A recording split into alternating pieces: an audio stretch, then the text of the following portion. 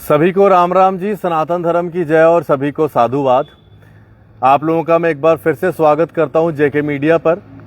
और जब तक इलेक्शंस हैं तब तक हम रोज रात को कुछ ना कुछ जो इलेक्शंस की सरगर्मी हैं, कुछ पॉलिटिकल अपडेट्स, कुछ पॉलिटिकल मूव्स क्या क्या हो रही हैं, कौन पार्टी छोड़कर जा रहा है, कौन पार्टी में आ रहा है, इसके बारे में हम रोज़ कुछ 5-10 मिनट बात करेंगे। आज हम बात करेंगे ये जो जम्मू कश्मीर के अंदर असेंबली इलेक्शन होने हैं, उन इलेक्शंस के मुख्यतः मुद्दे क्या होने चाहिए। आपको याद होगा जब लोकसभा इलेक्शन थे तो इस बार प्रधानमंत्री जी ने जो मैनिफेस्टो बनाया था, जो भारतीय जनता पार्टी ने मैनिफेस्टो बनाया, उसमें उन्होंने लोगों के सुझाव मांगे कि आप अपने सुझाव दीजिए, हम उसको मैनिफेस्टो में ऐड ऑन करेंगे। मुझे लगता है कि जम्मू कश्मीर के अंदर भी जब इलेक्शन होंगे तो मैनिफेस्टो जो तैयार होंगे पॉलिटिकल पार्टीज द्वारा, चाहे वो बीजेपी तैयार करे, कांग्रेस तैयार करे, एनसी तैयार करे या पीडीपी तैयार करे, वो भी सुझाव मांगे। ये चारों पार्टियां जो हैं लोगों से सुझाव जरूर मांगे कि क्या क्या चीज़ें होनी चाहिए।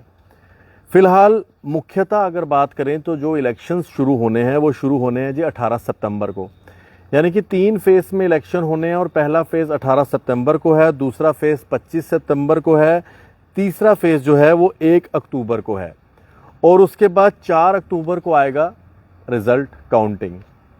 यानी कि 4 अक्टूबर को पता चल जाएगा कि आखिरकार यहाँ पर सरकार किनकी बनेगी, या तो फुल फ्लेज्ड कोई सरकार बनाएगा या फिर से फ्रैक्चर्ड जो मैंडेट रहेगा।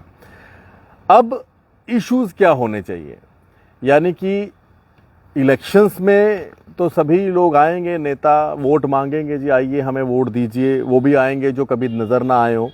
तो ऐसी चीज़ें होती हैं इलेक्शंस में। तो अगर ऐसे समय में इश्यूज क्या क्या हैं उनकी अगर हम बात करें तो सबसे महत्वपूर्ण इशू इस समय है, वो इशू है अनएम्प्लॉयमेंट का इशू, यानी कि बेरोजगारिता। बेरोजगारिता कि जब भी मैं जिक्र करूंगा मैं सिर्फ सरकारी नौकरियों की बात नहीं करूंगा, मैं बेरोजगारिता में और भी सेक्टर्स की बात करूंगा, क्योंकि युवा को नौकरी मिलनी चाहिए। ये एक मुख्यतः होना चाहिए कि हमारे जो युवा पीढ़ी है, मैं जब भी बात करता हूँ अपनी युवा पीढ़ी की ज़रूर बात करता हूँ। और जेके मीडिया को हमारी युवा पीढ़ी इसीलिए प्यार भी करती है क्योंकि हम युवा पीढ़ी को हमेशा प्रायोरिटी देते हैं कि भाई युवा पीढ़ी क्या बात करेगी उसके बारे में, हम उनके इश्यूज़ के बारे में हम मैक्सिमम बात करते हैं। तो युवा पीढ़ी आज चाहती है कि एम्प्लॉयमेंट उन्हें मिले, नौकरियां उनको मिले। पीएससी की जब नौकरियां निकले तो वहां पर कुछ एज रिलैक्सेशन मिले, एसएसबी जब नौकरियां निकाले तो उनको एज रिलैक्सेशन मिले। क्यों बार बार एज रिलैक्सेशन के लिए कभी उनको किसी दफ्तर के चक्कर काटने पड़ते, कभी एलजी साहब के पास जाना है, कभी कहीं जाना है। क्यों जब एज रिलैक्सेशन के बारे में खुद ब खुद क्यों नहीं पीएससी या एसएसबी इस बारे में देखती। तो मैं आने वाले दिनों में जो एमएलए जीत के आएंगे उनको भी कहूँगा कि यूथ के लिए ना इन चीज़ों का खास ध्यान रखें, क्योंकि अगर यहाँ पर एग्ज़ाम्स 10-10 साल बाद हों, 5-5 साल बाद हों, फेक ऑर्गेनाइजेशंस यहाँ पर एग्ज़ाम कराएं, फ्रॉड हो यहाँ पर, तो उन सारा चीज़ों का खामियाजा एक युवा को ना भुगतना पड़े। तो मेजर एक सबसे बड़ा इशू इस बार के इलेक्शन का है अनएम्प्लॉयमेंट। उसके बाद आते हैं हमारे डेली वेजर्स। डेली वेजर्स एक बड़ा अहम रोल अदा करते हैं किसी भी स्टेट की इलेक्शन में। वैसे तो डेली वेजर सबसे ज़्यादा जम्मू कश्मीर में ही है, तो यहाँ पर चाहे वो लोकसभा के इलेक्शन हो चाहे वो असेंबली के इलेक्शन हो, डेली वेजर्स का एक बड़ा अहम रोल रहता है। तो मुझे लगता है कि जो भी सरकार आने वाले टाइम में अपनी सरकार बनाती है उनको पहले 100 दिनों में डेली वेजर्स को परमानेंट ज़रूर करना चाहिए। ये एक मुख्यतः मुद्दा है, क्योंकि डेली वेजर आज बड़े ही परेशान हैं। कईयों की मृत्यु हो गई और कई लोग बेचारे आज इसी आस में है कि शायद वो पक्के होंगे। तो आने वाले 100 दिन के जो कार्यकाल रहे, जो भी सरकार बनती है वो डेली वेजर्स के बारे में ज़रूर सोचे, अनएम्प्लॉयमेंट के बारे में ज़रूर सोचे। कुछ और इश्यूज़ भी हैं, वो इश्यूज़ होते हैं यूथ के इश्यूज़। अब यूथ क्या चाहता है, यूथ ये चाहता है कि भाई सरकारी ना मिले तो प्राइवेट नौकरी मिले। प्राइवेट नौकरी के लिए कुछ ऑर्गेनाइजेशंस यहाँ पर आएँ, जैसे आप रिलायंस का देख रहे हैं, रिलायंस डिजिटल यहाँ पर खुल चुके हैं। रिलायंस डिजिटल में भी आज 40-50 मुलाजिम है, उसमें से 90% जो है हमारे जम्मू के लोकल मुलाजिम लगे हैं। तो यूथ को ऐसी नौकरियाँ मिलनी चाहिए। यूथ के पास कम से कम एक ऐसा सेक्टर हो जहाँ पर वो बेचारा काम कर सके। स्किल इंडिया के कैसे जो प्रोजेक्ट्स हैं वो यहाँ पर होने चाहिए। उनकी अवेयरनेस के लिए यहाँ पर स्पेशल टीम्स होनी चाहिए कि यूथ को समझाओ भाई आप यूट्यूब में वीडियो क्रिएटर्स बन सकते हैं, पैसा कमा सकते हैं यूट्यूब से, इंस्टाग्राम से, फेसबुक से। तो ऐसी चीज़ों में भी यूथ के पास जो है पता होना चाहिए कि यूथ किस तरह से उन चीज़ों को ग्रैब कर सकता है, उन अपॉर्चुनिटीज़ को। इसके बाद आता है बिजली पानी। अब बिजली पानी का एक बड़ा महत्वपूर्ण रोल रहता है, क्योंकि बिजली और पानी एक बड़ा ना बेसिक नेसेसिटी है हर एक इंसान की। तो उसमें बिजली और पानी में लोग इसी चीज़ें परेशान रहते हैं, भाई बिजली है तो डिजिटल मीटर का परेशानी, पानी है तो पानी पे भी मीटर लग रहे हैं।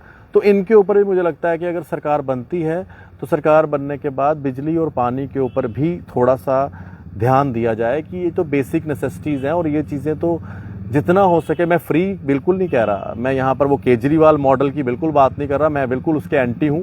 केजरीवाल जी का मॉडल नहीं चाहिए हमें बिजली के आप पैसे लीजिए, लेकिन कम से कम अगर आप बिजली जितनी देते हैं उतने पैसे लें।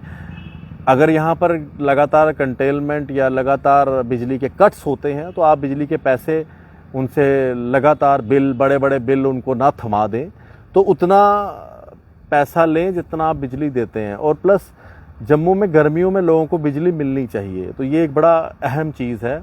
और पानी भी, और पानी की कनेक्टिविटी भी हर जगह तक होनी चाहिए। अगली हम बात करें तो वो आती है हमारी रोड्स कनेक्टिविटी। हम अर्बन एरियाज़ में जहाँ रहते हैं वहाँ पे तो रोड कनेक्टिविटी है, लेकिन आज भी रूरल एरियाज़ ऐसे हैं जहाँ पर रोड कनेक्टिविटी नहीं है। तो उन रोड कनेक्टिविटीज़ को लेकर ज़रूर जो भी सरकार बने उनको आने वाले समय में रोड कनेक्टिविटी के ऊपर खास ध्यान रखना चाहिए। ये कुछ इश्यूज़ हैं जिनके ऊपर मैं बोलूँगा। और हाँ, एक बहुत महत्वपूर्ण इशू जो मैंने बोलना था, और हमारे एक भाई हैं साहिल गुप्ता जी, ड्रग्स का उन्होंने लिखा। ड्रग्स के बारे में बड़ी अच्छी बात कही आपने साहिल गुप्ता जी, मैं अप्रिशिएट करता हूँ। ये भी इशू मैंने कैप्शन में लिखना चाहिए था, लेकिन मैं जल्दबाजी में नहीं लिख पाया, लेकिन मैंने इसके ऊपर जिक्र करना था। साहिल जी ने अच्छा हुआ मुझे याद करवा दिया। साहिल गुप्ता जी आपका धन्यवाद। जो अगला इशू है वो है ड्रग्स। कोई भी सरकार बने, बीजेपी, एनसी, पीडीपी, कांग्रेस, आज़ाद उम्मीदवार, वो ड्रग्स के ऊपर बड़ा काम करें। यूथ को आज इस ड्रग्स से दूर करना है। ड्रग्स जैसे इस राक्षस, इस दानव से हमें जम्मू कश्मीर को दूर करना है। आज पंजाब में देखिए ना, इतना ड्रग्स है लेकिन वहाँ पर कोई बात ही नहीं करता, क्योंकि वहाँ की जो सरकार है वो कहती है ड्रग्स के बारे में किसी ने नाम लिया तो उसको अरेस्ट कर देंगे। तो ऐसी सिचुएशन ना हो जाए। आपको पता है हमारे जम्मू के एक बेटे ने वहाँ पर लवली प्रोफेशनल यूनिवर्सिटी में एक वीडियो बनाई थी और पंजाब से पुलिस आ गई थी उसको लेने के लिए, जबकि अप्रिशिएट करना चाहिए था, उन्होंने पुलिस ही भेज दी, FIR लगा दी। तो ये चीज़ें पंजाब में हो रही हैं। ऐसा ना हो कि हमारे यहाँ पर भी ऐसा हो जाए कि ड्रग्स का नाम ले तो FIR लग जाए। तो ड्रग्स के ऊपर हमें ज़रूरी है कि हम ड्रग्स के खिलाफ इस समय लड़ें, ड्रग्स के खिलाफ काम करें और ड्रग्स को यहाँ पर ख़त्म करें। तो ये कुछ इश्यूज़ हैं। अब हमारे भाई आए हैं, उनकी भी मैं जिक्र करूँगा। विशव राजपूत जी कह रहे हैं एज रिलैक्सेशन, बिल्कुल आपने सही कहा, मैंने आपकी ये बात रखी है विशव जी। और बिलाल जी हैं एज रिलैक्सेशन इन JKP कांस्टेबल, मैंने यही बात रखी है। संजय जी भी एज रिलैक्सेशन की बात कर रहे हैं, बिल्कुल आपने सही कहा। मैं भी इन सब बातों के ऊपर आपके साथ ये बात कर रहा हूँ। ये कोई मोहन गोपाल जी हैं, ये लिख रहे हैं BJP कार्यकर्ता। मोहन गोपाल जी, मुझे आप थोड़ा सा बता दें कैसे कार्यकर्ता आप कह रहे हैं। मैं तो आपको बता रहा हूँ कि इन इश्यूज़ के ऊपर काम होने चाहिए भाई, मैं खुद बोल रहा हूँ, तो कार्यकर्ता कैसे हो गया? तो मोहन जी थोड़ा सा आप इश्यूज़ के ऊपर ध्यान दें, चीज़ों को डाइवर्ट मत करें। अगर आपको लगता है कोई इशू मैंने नहीं यहाँ पर बोला, आप वो मुझे बताएं। जैसे हमारे भाई बोल रहे हैं ड्रग्स, एज रिलैक्सेशन, तो मैं उनके ऊपर बात करूँ। PHE डेली वेजर्स हो गए, PDD डेली वेजर्स हो गए, हमारे जितने भी कॉन्ट्रेक्चुअल लेक्चरार्स हैं, जैसे हमारे पास अभी कुछ दिन पहले कॉन्ट्रेक्चुअल लेक्चरार्स आए थे बेचारे, लद्दाख में तो उनको फुल सैलरी मिल रही, यहाँ पे नहीं मिल रही। यहाँ पर उनको कह रहे हैं टेम्परेरी अरेंजमेंट्स। ये कोई खाने का अरेंजमेंट है कि वो उनका कर रहे हैं कॉन्ट्रेक्चुअल लेक्चरार? तो टेम्परेरी अरेंजमेंट्स क्या हुआ? उनको लेक्चरार की पोस्ट दो, उनको कम से कम वो कहीं पे आगे अप्लाई कर सकें किसी और जगह जाकर। तो टेम्परेरी एकेडमिक अरेंजमेंट, ये पता नहीं क्या टर्म का नाम दे दिया है। ये टर्म कहीं पे भी आप दिल्ली में, मुंबई में, गुजरात में, यूपी में कहीं भी जाओ, वो कहते हैं ये ऐसी टर्म हमारे यहाँ नहीं है। तो इन इश्यूज़ पे हम बात करें तो बड़ा अच्छा है। कई लोग ना इश्यूज़ को डाइवर्ट करने की कोशिश करते हैं, तो मैं उनको कहूँगा ये BJP, Congress, NC, PDP side पे रखें। आप इश्यूज के बारे में बात करें, हमें टू द पॉइंट इश्यूज के बारे में बात करना है। सुनील जी धन्यवाद आपका जी, हम आपकी आवाज़ हैं, आप जब भी कोई इशू बताएंगे हम जरूर उठाएंगे। हमें टू द पॉइंट इश्यूज पे बात करनी है, और इश्यूज क्या हैं? अनएम्प्लॉयमेंट, इश्यूज क्या है? सड़कें, इश्यूज क्या है? रोड कनेक्टिविटी, इश्यूज क्या है? बिजली पानी, इश्यूज क्या है? हमारे डेली वेजर्स, इश्यूज क्या है? हमारे यहाँ पर अनएम्प्लॉयमेंट, और इश्यूज क्या है? बेसिक जो हमारे यूथ को प्रॉब्लम्स आ रही हैं, एज रिलैक्सेशन की प्रॉब्लम आ रही है। जम्मू कश्मीर पुलिस की पोस्टें निकलती हैं, 5-10 साल यहाँ पर बच्चे बेचारे खज्जल होते रहते हैं। कभी आप फ्रॉड फर्में ले आते हैं, कभी आप इस तरह की चीज़ें करते हैं यहाँ पर कि यहाँ पर पेपर लीक हो जाते हैं, तो उसमें बच्चों का तो कोई कसूर है नहीं, तो उनको एज रिलैक्सेशन मिलनी चाहिए। तो ये इश्यूज़ हैं, हमें इश्यूज़ के ऊपर बात करनी है। हमें कौन किसका प्रवक्ता है, कौन किसका कार्यकर्ता है, वो आप छोड़िए, वह ना आपके बोलने से चेंज होगा, ना आपके बोलने से साबित होगा। तो आप इश्यूज़ पे बात करें। अगर मैं कोई इश्यूज़ भूल रहा हूँ, कोई इशू नहीं बता पा रहा, तो आप उस इशू को कमेंट में लिखें, मैं उसके ऊपर बात करूँगा। क्योंकि हमें पब्लिक को जो इश्यूज़ प्रॉब्लम आ रहे हैं, हम उन पे बात करेंगे कि आने वाले जो हमारे एमएलए हों 10 साल के बाद बनने जा रहे हैं, तो उनको पता हो कि भाई हमने इस चीज़ पे बात करनी है। आज वो समय नहीं रहा कि हर दूसरे दिन आप सड़कों का इनॉग्रेशन करो, लुक डाल लो और वहाँ पे प्लेटें लगाएं। आपको पता ही है यहाँ पर ये रोज़ का चलन होता था। और आपको पता ही है कोई ऐसे ऐसे एमएलए हैं यहाँ पर, उनकी 24 घंटे आप देखो हर जगह प्लेटें ही लगी होंगी, तो उन्होंने प्लेटों पर ही काम किया। भाई लुक डालो, चल प्लेट, खड्डा निकालो, चलो प्लेट, 2 पत्थर लगा दो, चलो प्लेट। तो प्लेटों पे काम करने से अच्छा है आप यूथ पे काम करें। रोहिंग्यों को ना यहाँ बसाएं, रोहिंग्यों को यहाँ से निकालने का काम करें, बांग्लादेशियों को ना यहाँ बसाएं। तो ऐसे ऐसे लोग भी हैं जिन्होंने बसाए। तो इश्यूज़ क्या है? हमारी पब्लिक के इश्यूज़ हैं। आज हमारे डोगरे बेचारे कहीं पे रेडी लगाते हैं, जेएमसी वाले आते हैं, उनके रेडी तोड़ के चले जाते हैं। भाई क्यों? यूपी बिहार के लोग आराम से रेडियाँ लगा कर बैठे हुए हैं। हाँ, वो भी काम करें, मैं उनका एंटी नहीं हूँ, लेकिन भाई हमारे डोगरों को क्यों हटाते हो? 36 दुकानें सील कर दी परेड में, फिर उसके बाद जी आप वो खुलवाते हो। पहले सील क्यों की? डोगरों की दुकानें इसलिए सील की। रोहिंग्या यहाँ पर खुलेआम बिजली भी चोरी कर रहे हैं, पानी भी चोरी कर रहे हैं। रोहिंग्या बस्ती बना दी उन्होंने वहाँ पर, उन्हें कोई पूछने वाला नहीं। जम्मू म्यूनसिपल कॉरपोरेशन क्यों नहीं जाती रोहिंग्यों के वहाँ पर पूछने की बिजली का किराया दिया नहीं दिया, पानी का किराया दिया कि नहीं दिया? तो उन चीज़ों को नज़रअंदाज किया जाता है। तो मुझे लगता है कि आने वाली जो सरकार होगी ना, वो इनको पूछेंगी कम से कम, भाई म्यूनसिपलिटी के लोगों, आपको खाली डोगरे ही नज़र आते हैं क्या रेडियो पे जिनको आप तोड़ते हो जाकर?